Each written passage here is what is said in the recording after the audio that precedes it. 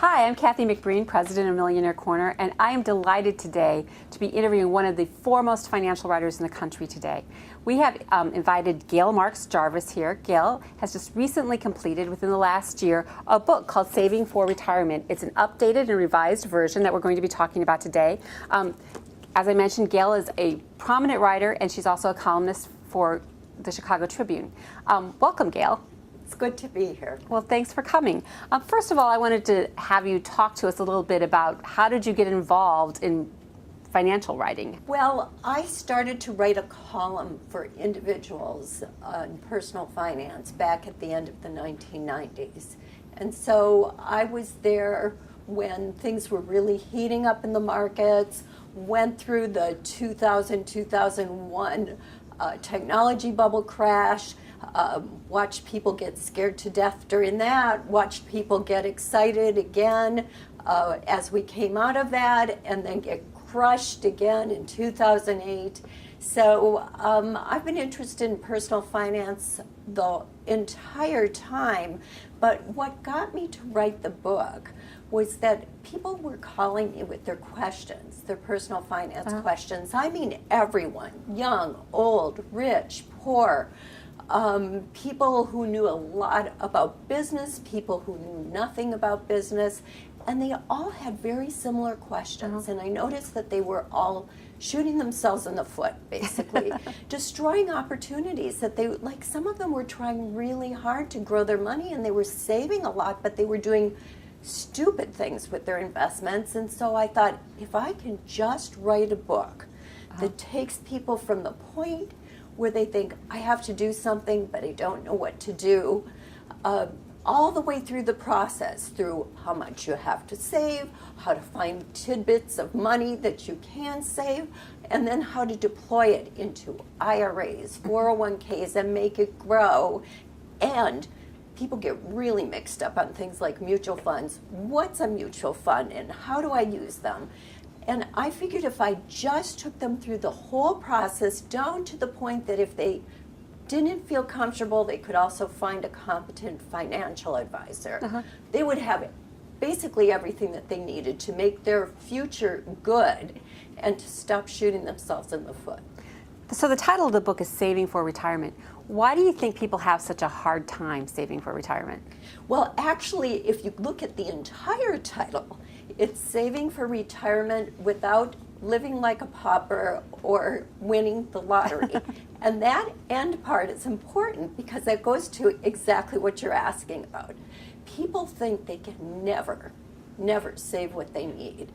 And it's because they don't know one basic issue, and that is compounding. And I'm not going to get into math here, and in my book, people don't have to do any math. But the point is that if you start saving about $25 a week starting on your first job, and you do that through life, and you add just a little bit more as your raises happen during a lifetime, you're likely to end up with close to $1 million. But most people don't realize that. And that's really why they have trouble, because they think it's a huge task. They make it bigger than it is. So if people were to do that, they would get to retirement quite easily.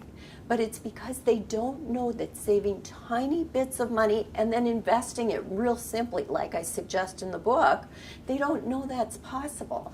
The title, Saving for Retirement Without Living Like a Pauper, Winning the Lottery, comes from a study that the Financial Planning Association did in the 1990s. They went to Americans and they said, do you ever think you could save $200,000? And only 26% of Americans ever thought they could save $200,000. Really? And 21%, honestly, not joking, thought they would be more likely to win the lottery. And so I said, I'm taking this bad thought pattern, and I'm going to show people why that's so wrong, and show people what they can do with just $25 a week if they start early in life. So this is the updated and revised version of the book, and obviously a lot of things happened between the first book and the second book, like the Great Recession and the market crash.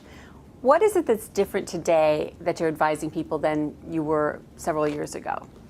That's a really interesting question because you're right. The first edition came out just before the financial crisis, and in that, I actually talk about the simple portfolios people can make with their money, a combination of simple mutual funds called index funds that are invested in stocks and bonds. And the question people have is how much? And so I actually show basically a menu of portfolios that people can pick from based on their age and copy, and it's kind of a no-brainer approach, and it works. So, but during the financial crisis, people started to send me emails. I always hear from about 3,000 people a year with their questions, but during the financial crisis, people were in hysterics, and they were saying to me, you laid out what we should do. Are you sure? Do you still believe that? And I said, yes, I do believe that. But as time went in the financial crisis, I became less sure, as did a lot of financial advisors who had angry clients calling them and saying, what are you doing? You know, if they want to leave, that type of thing.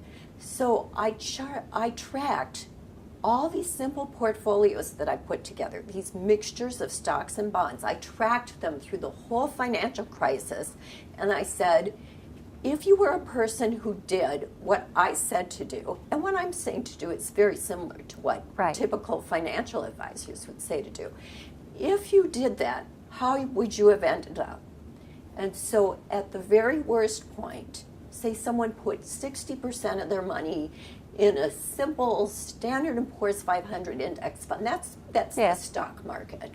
So they put 60% in the stock market, and they put 40% in long-term U.S. government bonds. And let's say they did this at the point they were feeling so good, just before the crisis. Because every time there's a crisis, people feel great before the crisis. That's one reason the crisis happens, because there's this euphoria and people aren't paying attention and they're overspending, either for stocks or, in the last cases, housing, or recently probably for gold. So they go through these cycles and they feel really good before it all comes to an end. So let's assume that hadn't happened yet. Let's assume someone had $10,000 and they divided it up 60% in stocks, 40% in bonds, and then came the financial crisis. At the worst point, their $10,000 would have turned into roughly $7,100. And they would have been on the phone to me, as so many were, saying, Gail, I've lost everything. Well, they hadn't lost everything, but they felt like they lost everything, and they were sure they were going to lose everything. But at that worst point, which came in 2009, they started to regain money if they left it there. And by March of 2012, they would have gained back not only what they had lost, but that, remember, they went from 10,000 down to 7,100, thought their world was destroyed, but by March of 2012, they would have had over $12,000. In other words, diversification, which is what financial advisors all tell their clients to do, and what I tell people to do in my book, and very simply, it worked. So I tested it, and it worked. And they'd be even better today.